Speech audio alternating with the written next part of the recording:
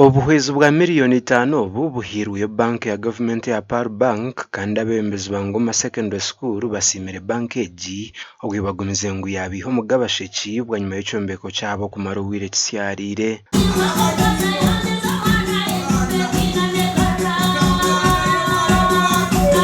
Umuganda ubwo yatuhereza n'umuganda gw'amani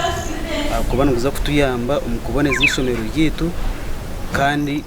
omazima gonto basa kugira ngo bwizero mubwire burungi akuba abana bagiye mu exams nyuma y'isanga ubugwiza twaza gukora itwatsimye kubana tukora kandi muri yecho batuyambe bizibu byinji akuba tubetwine kizubu echo muyaga ukibanoshomise habwa nkenjora leso nejo neba yakumaho na n'ikindi omucucu lekeraso mwana yijar smart nkito tiro mbazi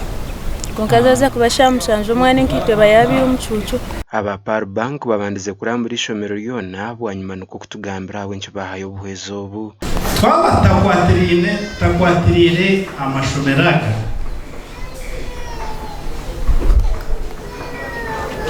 twija kubangura the young people between the learners you see here korgamu bakaba echamani tuinekora ya school pay ne yambeta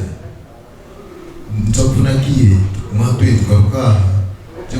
mujura rya tumuregistaringe a school pay tumekodi yeyi jokodi atumuzire wene umuzira hara barubone jokodi ashure sindize Par Bank central compte ya Par Bank.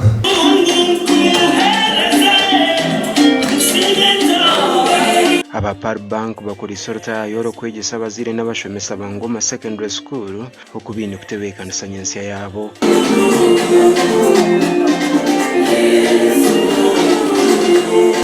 Par Bank ne ya mununga wo utari insurance ne kora umuntu wabo ine obugwire ngo bwa buri munungo yona umugaragotegete ko mvuga ngo waje nk'abakona banki kwatireho utahendeka na munungo myinshi uza yawo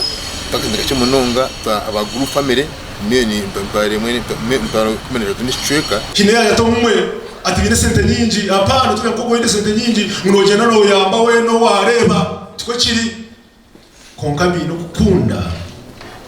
kugira ngo umukora kwawo baganire community ndi ahabwa new curriculum kugira ngo best munonga hand zone skills abana ntubegisa interante zindi nibashoma computer nibakora projects zabo koko ezo kwebisaho. Par Bank obwa hate ina mataja 5 na mwenda okwitorora ihanga ryona gasha kwa mai kwa twakire.